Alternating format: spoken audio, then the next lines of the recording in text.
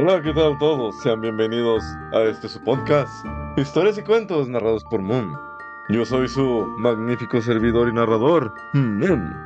Siempre le vas a ver detalles y adornos. Pues sí, porque nadie me los pone. Después de chistes y bromas aparte, pues sean bienvenidos a su episodio número 74 de Historias y Cuentos. Antes de comenzar, pues vamos a darles una mención especial. Moon Potion es una empresa naturista que es creada por Janet. Moon Potion y su creadora Janet desean acompañarte en tu día a día, convertir lo cotidiano, lo mundano, lo ordinario, lo casual, lo de ay, tengo un montón de flojera, no quiero hacer la tarea, no quiero ir a trabajar, en un ritual placentero donde puedes conectar con tus sentidos mientras cuidan de ti. Ellos están convencidos que a través de sus productos pueden compartir contigo la idea de sensibilizar en la importancia del cuidado de tu alma, mente y cuerpo desde un punto de vista holístico y natural.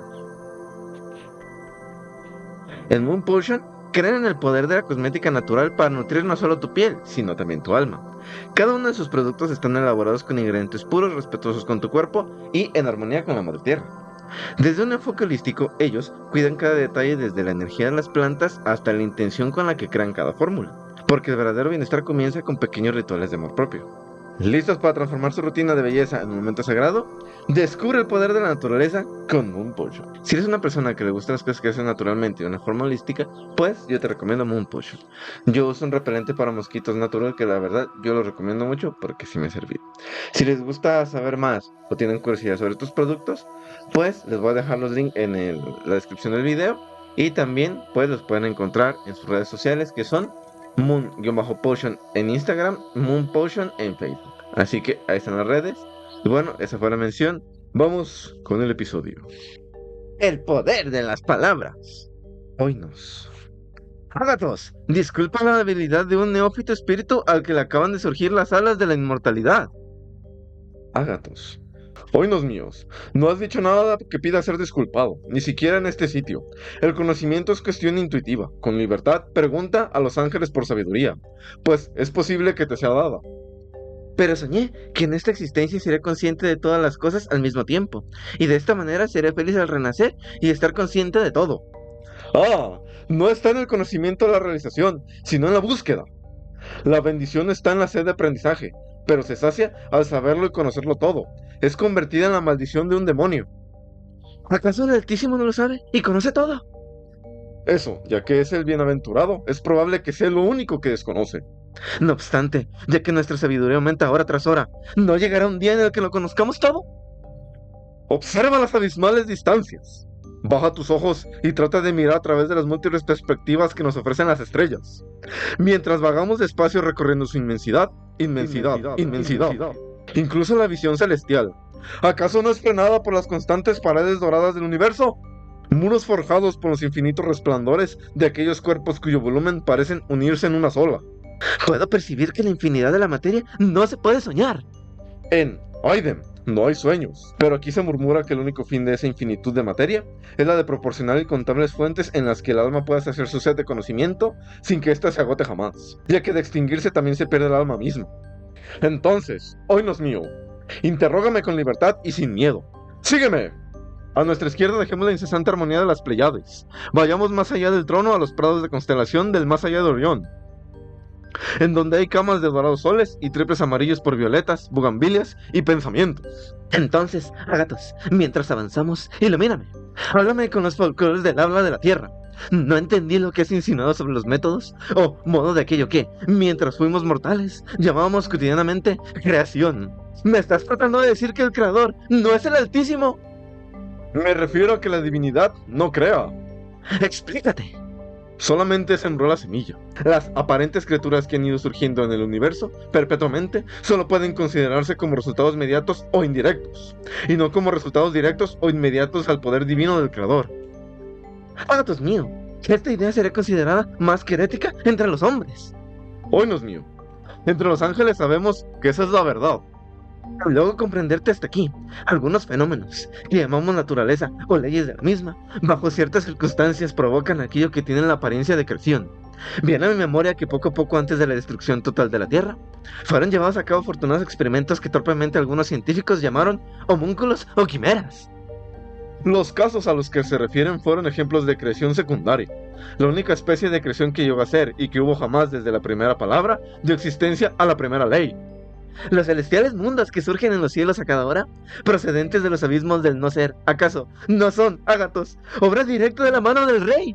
Deja, oínos, que intenta explicarte detalle a detalle la concepción de la que hablo. Como bien sabes, ningún pensamiento fenece. Toda acción debe terminar en infinitas variables. Por ejemplo, cuando vivíamos en la Tierra, movíamos las manos y al hacerlo, la atmósfera a nuestro alrededor vibraba.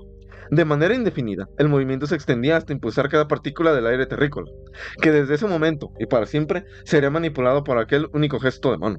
Los matemáticos del planeta conocían a la perfección este hecho. Con cálculos exactos sometieron los efectos producidos por el fluido por impulsos espaciales, hasta que fácilmente determinaron el periodo exacto en que un impulso de cierto rango y magnitud podía rodear el globo, influyendo siempre en cada uno de los átomos de la atmósfera. Retrocediendo en la órbita, no tuvieron complicaciones para encontrar el valor de su impulso inicial partiendo del efecto causado en condiciones determinadas. Los físicos notaron que los resultados de cualquier impulso eran infinitos, que una parte podía medirse utilizando el sistema algebraico. El análisis de la retrogradación no tiene dificultades y que al mismo tiempo no poseía la capacidad de avanzar indefinidamente, ya que no había límites concebibles para su avance y aplicabilidad, a excepción de aquel que lo hacía ir hacia alguna dirección o lo aplicaba. En este punto, los físicos dejaron la investigación. ¿Por qué, ágatos, tenían que haber continuado? Porque más allá había cuestiones muy interesantes. Era posible que dedujera, de acuerdo a sus investigaciones, que un ser con inteligencia infinita, para quien la perfección algebraica no guarda secretos, podría calcular sin complicaciones cada impulso imprimido al aire, y al éter a través de este, hasta sus más ínfimas consecuencias durante la eternidad. De hecho, es posible demostrar que cada uno de estos impulsos inyectados al aire influyen sobre cada materia existente en el universo. De manera individual, ese ser de inteligencia infinita, al cual he aludido, es capaz de seguir las ondulaciones de los impulsos, siguiéndolos en todas direcciones hasta sus primeras y antiguas formas. En otras palabras, podrían ver el punto en el que transmutaron nuevas creaciones, hasta que topara con él, retornando como un reflejo después del choque, sin que hubiera un cambio, al trono divino. Un ser semejante no solo podría hacer eso, sino que en cualquier momento de la historia, utilizando la conclusión, supongamos que tuviera los datos de trayectoria de uno de esos incontables cometas, no tendrá problema en determinar, siguiendo analíticamente la trayectoria de retrogradación, el punto de partida y el impulso inicial. Esta habilidad para calcular la retrogradación sin error y con total eficacia, facultad para analizar cualquier momento histórico, efecto y causa, es evidentemente una capacidad divina. Sin embargo, los múltiples grados restantes, inferiores a la perfección divina, esa misma capacidad es efectuada por todas las inteligentes legiones angélicas. Pero, estás hablando tan solo de impulsos aéreos. Cuando hablo de aire, me refiero en realidad a la Tierra, pero mi conclusión general retorna a los impulsos en el éter, que es capaz de penetrar en todo el espacio y al tener esa cualidad se convierte en grado medio de creación. ¿Quieres decir que todo movimiento, sin importar su naturaleza, crea? Así es como debería ser. Sin embargo, la filosofía práctica ha demostrado desde hace muchos siglos que la fuente de todo movimiento es el pensamiento, y que la fuente de todo pensamiento es... ¿Dios? Onos, me dirijo a ti como una criatura de la hermosa tierra que feneció hace mucho tiempo, de impulso sobre la atmósfera de esta. Sí. Mientras lo hacía, ¿no cruzó por tu cabeza alguna idea sobre el poder físico que poseen las palabras? No es un impulso aéreo cada palabra. Entonces, ¿por qué lloras, ágatos? ¿Por qué? ¿Por qué tus alas se doblan a la vez que examinamos esta hermosa estrella, la más verde y a la vez la más terrible que hemos visitado en nuestro viaje? Sus hermosas flores son como un sueño de hadas, pero sus amenazantes volcanes parecen la pasión desbordada de un corazón turbulento. Es cierto. Esta salvaje estrella hace ya 3 siglos que con las manos en súplica y los ojos nublados, a los pies de mi amaga, la hice nacer con las frases más bellas. Mis sueños jamás realizados se convirtieron en las fulgurantes flores, mientras que los tronantes volcanes nacieron de la pasión más turbulenta de este impío corazón. Y eso fue el poder de las palabras. Espero les haya gustado. Vamos con el siguiente cuento. El retrato oval. El chatú al que mi ayudante de cámara me había obligado a entrar, más que permitirme, en mi desesperada condición de herido, pasar la noche al aire libre era una mezcla de desolación y grandeza mal vista en los Apeninos, no en menor medida a la usanza del señor Radcliffe. Bajo todas las apariencias, había sido temporal y recientemente abandonado. Nos acomodamos en una de las habitaciones más pequeñas y menos suntuosamente mobladas. Yacía en una de las torres más remotas del edificio. Su decorado era rico, aunque raído y antiguo. De sus paredes colgaba un tapiz, además de estar ornamentados con muchos y variados escudos de armas, a la par de un gran número de pinturas modernas muy vivas en ricos y dorados marcos con arabescos. Estas pinturas colgaban no solo de las superficies planas, sino de los muchos huecos que la bizarra arquitectura del Chateau hacía necesarios. Quizás el incipiente delirio que veía de estas pinturas causó que me despertaran un profundo interés, por lo que pedí a Pedro que cerrara los pesados póstigos de la ventana del cuarto, pues ya era de noche. Que encendiera las velas del alto candelabro que se erguía detrás de la cabecera de mi cama y que abriera de pleno las cortinas de terciopelo negro que envolvían la cama misma. Deseé que todo eso se hiciera con el fin de resignarme, sino al sueño, al menos alternativamente a la contemplación de esas pinturas y a la lectura de un pequeño volumen que había encontrado debajo de la cama, que tenía el propósito de criticar y describir las obras. Leí durante mucho tiempo y miré devotamente, las horas volando rápida y gloriosamente y la profunda medianoche llegó. La posición del candelabro no me satisfacía, pero preferí tratar, con dificultad, de alcanzarlo con mi mano en lugar de perturbar el sueño de mi ayudante de cámara, con el propósito de que arrojara sus rayos de forma más plena sobre el libro. Sin embargo, la acción produjo un efecto no del todo anticipado. A la luz de las numerosas velas, que eran bastantes, ahora caía sobre un nicho de la habitación que hasta entonces había quedado en penumbra por una de las patas de la cama. Entonces observé con la luz vívida una pintura en la que hasta entonces no había reparado. Era el retrato de una joven muchacha, apenas floreciendo en su madurez. Miré de reojo y apresuradamente la pintura y luego cerré los ojos. No me fue aparente por qué hice esto en un principio, pero mientras mis párpados permanecían cerrados de esa forma, repasé rápidamente mis razones para haberlo hecho. Fue un movimiento impulsivo para ganar tiempo y pensar, para asegurarme que mi vista no me había engañado, para calmar y controlar mi imaginación y así tener una más sobria y certera mirada. Pocos momentos después miré detenidamente la pintura otra vez. Lo que ahora miraba no podía ni debía dudar, pues el primer parpadeo de las velas sobre el lienzo parecía haber disipado el somnoliento estupor que me rodeaba de mis sentidos y me sobresaltó hasta la vigilia. El retrato, como ya he explicado, era la de una muchacha joven, solamente se notaba la cabeza y los hombros, pintados con la técnica que dominan Viñeta, muy en el estilo de los rostros preferidos de Sully. Los brazos, los pechos e incluso las terminaciones del radiante cabello se derretían imperceptiblemente en el vago aunque sombrío fondo que servía al todo.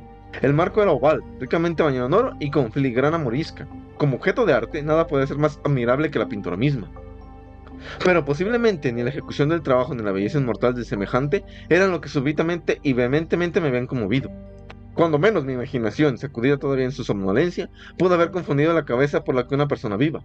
Pude observar plenamente las peculiaridades, la viñeta, el marco. Todo esto había disipado al instante esta idea. Había prevenido incluso este entretenimiento momentáneo. Pensando detenidamente sobre estos puntos, permanecí, quizás, por una hora, mitad sentado, mitad reclinado y con la mirada clavada en el retrato. Después, satisfecho con el verdadero secreto de su efecto, me volví a tumbar sobre la cama. Había encontrado el hechizo de la pintura en la perfecta apariencia de la vida de la expresión que al principio me sobresaltaba y al final me confundía, subyugaba y apenaba. Con profundo y reverente sobrecogimiento, volví a colocar el candelabro en su posición original. La causa de mi profunda agitación había sido apartada de mi vista. Busqué ansiosamente el volumen que discutía las pinturas y sus historias, revisando las páginas hasta la designada para el retrato oval. Leí las vagas y evocadoras palabras que escribo a continuación. Era una doncella de la más rara belleza y no había alguna más amable o llena de alegría. Una obra maligna fue cuando miró, amó y se casó con el pintor. Él, apasionado, estudioso, austero y habiéndose casado ya con su arte. Ella, una doncella de la más rara belleza y no había alguna más amable y llena de alegría. Toda luz y toda sonrisa y toda travesura como el joven cervatillo, amante y atesoradora de todo cuanto había, odiando solo el arte que era su rival, teniendo únicamente la paleta y pinceles y demás instrumentos que le privaban de la contemplación de su amante. Sí, fue para ella terrible escuchar el deseo del pintor de retratar a su joven esposa, pero ella era humilde y obediente y se sentó mansamente durante muchas semanas en la oscura y alta habitación de la torre, donde toda luz goteaba sobre el pálido lienzo por encima. Pero el pintor sintió orgullo de su obra, en la que trabajaba hora tras hora, día tras día, mes con mes, semana con semana, año con año. Y él era un hombre apasionado y malhumorado que se perdía en sus contemplaciones, por lo que no pudo ver que la luz que caía tan espantosamente sobre la torre solitaria marchitaba la salud y el espíritu de su esposa, lo que era evidente para todos menos para él. Y, sin embargo, ella sonreía en todo momento, sin proferir queja alguna, porque veía en el pintor, que era muy reconocido, un fervoso y ardiente placer en su labor, trabajando día y noche para retratar a aquella que lo amaba tanto, pero que cada día parecía más desanimada y débil. Y, en realidad, aquello que contemplaba el retrato no hablaba de otra cosa, en palabras quedas, de sus semejanzas con poderoso asombro, que no probaba otra cosa que el profundo amor que sentía el pintor por la que retrataba de manera tan brillante. Pero, finalmente, cuando la tarea se aproximaba a su conclusión, nadie era admitido en la torre, pues el pintor se había entusiasmado a tal grado y consideraba con tal ardor su obra, que su mirada no se apartaba del lienzo por un momento, ni siquiera para contemplar el semblante de su esposa. y no podía observar que los tintes que tomaba para el lienzo eran robados de las mejillas de la que se sentaba a su lado. Y cuando pasaron en su perjuicio bastantes semanas y con poco más que hacer, excepto por una pincelada más en la boca y un pequeño tinte en el ojo, el espíritu de su mujer parpadeó como la llama dentro de una lámpara. Luego se dio la pincelada, se colocó el tinte y por un momento, el pintor contempló enajenado la obra que había creado. Pero en el siguiente, mientras la miraba, se puso tembloroso y muy pálido. Horrorizado y gritando sollozo decía: ¡esta es la vida misma! Para luego gritar súbitamente hacia su madre y comprobar que estaba muerta. Eleonora. Subconservatoria forma específica salva ánima. Román. Bajo la conservación de la forma específica salva el alma.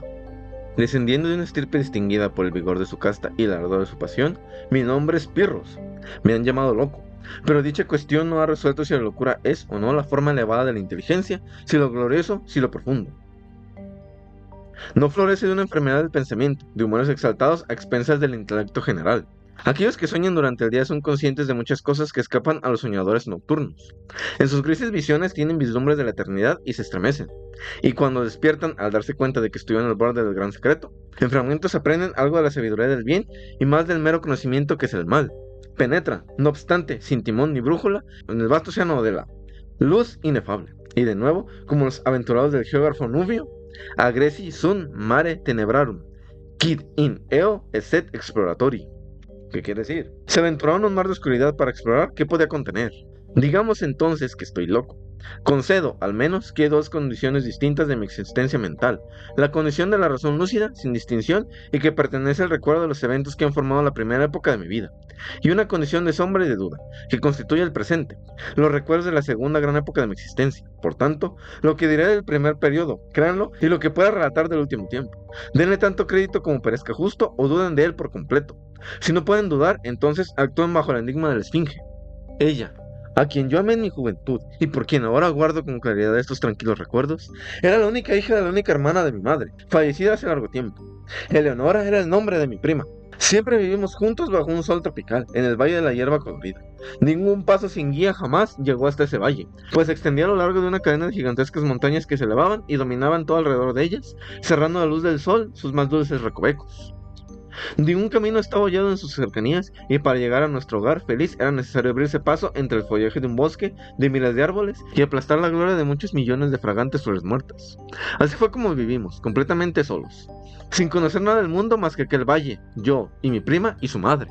Desde las regiones oscuras, más allá de las montañas, en el extremo superior de nuestro cercano dominio, corría un río profundo y angosto, más brillante que todo excepto los ojos de Eleonora.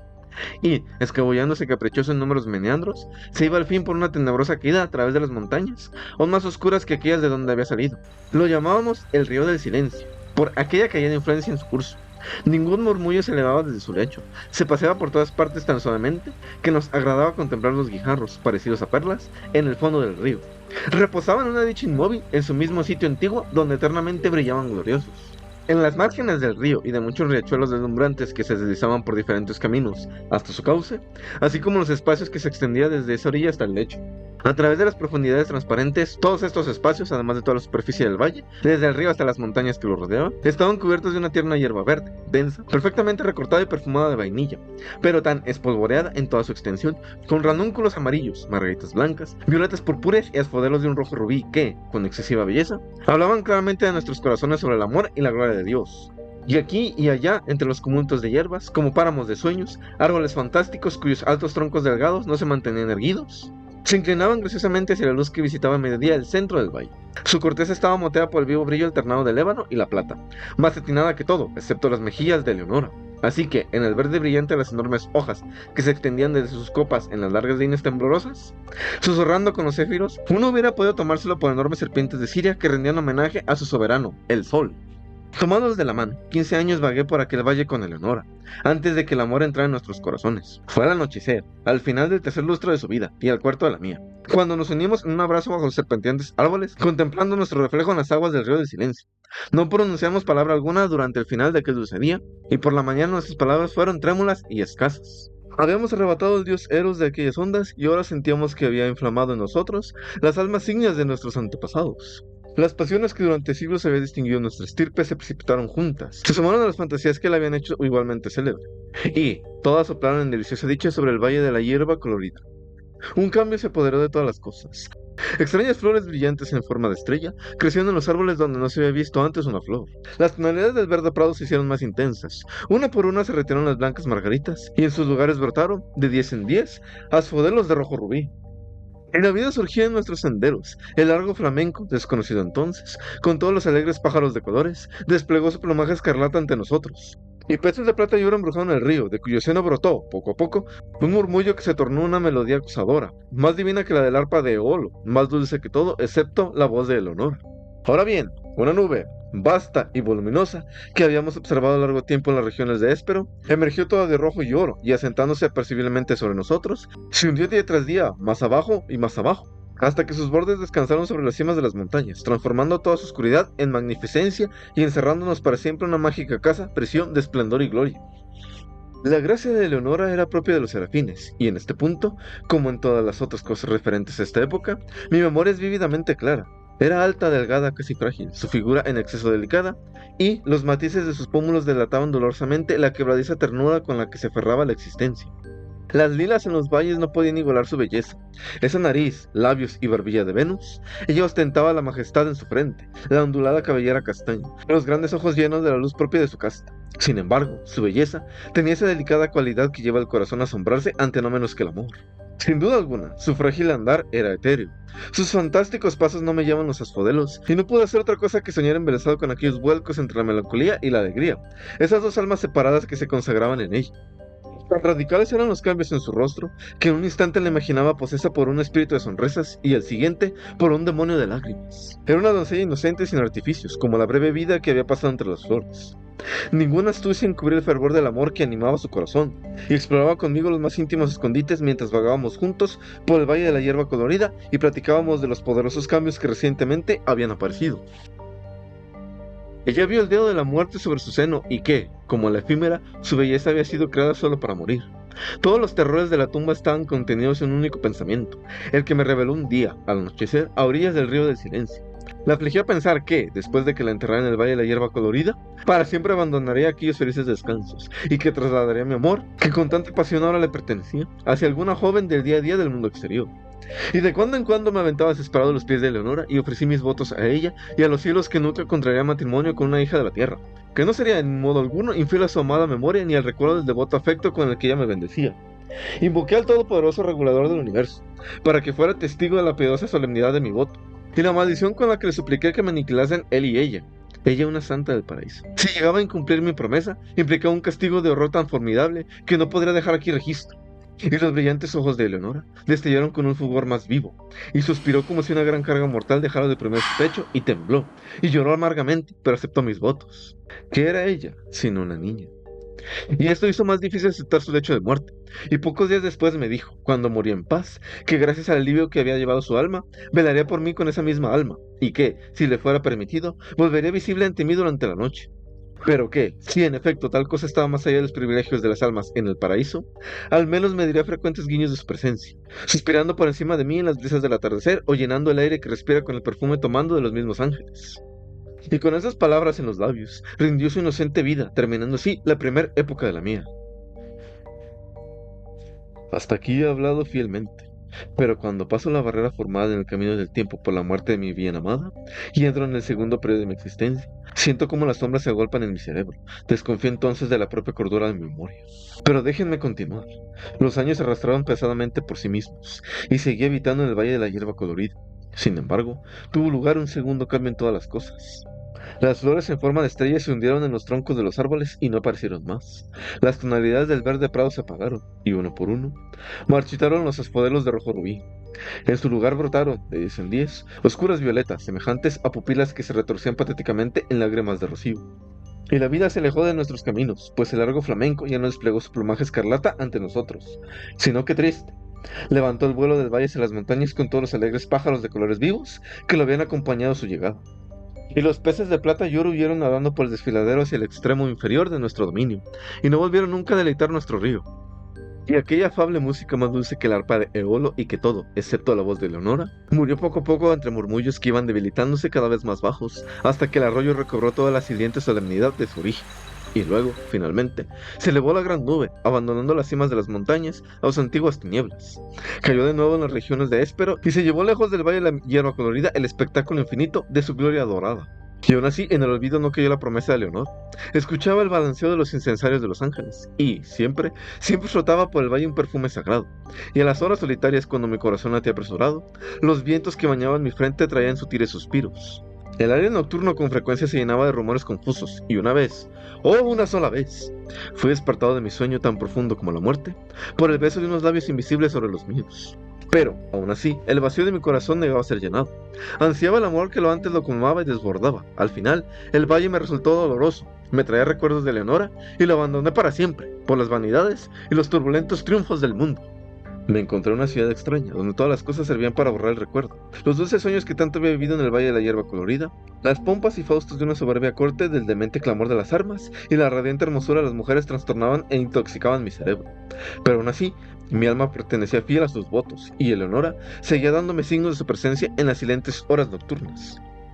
Súbitamente aquellas manifestaciones cesaron y el mundo se tornó negro ante mis ojos. Me sentí aterrado por los abrasadores pensamientos que se apoderaban de mí, por las terribles tentaciones que me acechaban, porque vino de alguna remota, muy lejana y desconocida comarca, la alegre corte del rey a quien yo servía, y con él una doncella cuya belleza rindió enseguida a mi desleal corazón. Ante sus pies me postré sin luchar, con la más abrasadora y la más abyecta idolatría de amor. ¿Qué era en verdad la pasión que sentí alguna vez por la joven del valle, en comparación con el fervor, el delirio y el éxtasis de adoración con que vertí en lágrimas mi alma a los pies de la dama Ermengarde? Oh, cuán fulgida era la seráfica Ermengarde, y esta idea no dejaba espacio para ninguna otra. Oh, cuán divina era la angelical Ermengarde. Y cuando me sumí en las profundidades azules de sus ojos, solo pensaba en ellos y en ella. Me casé sin temor a la maldición que había invocado y su amargura nunca me visitó.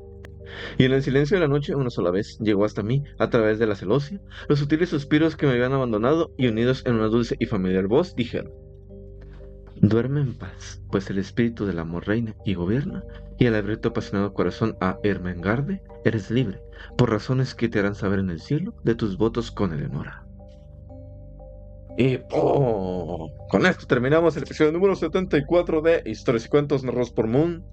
Pero no sin antes, no se les olvide que estamos a poco más de un mes que sea el cuenta aniversario de este podcast. Es decir, es el segundo aniversario o el segundo año consecutivo en el que les traemos historias, narraciones y alguno que otro chiste y mal contado. Bueno, yo soy su narrador Moon. Es un gusto tenerlos aquí en Historias y Cuentos narrados por Moon.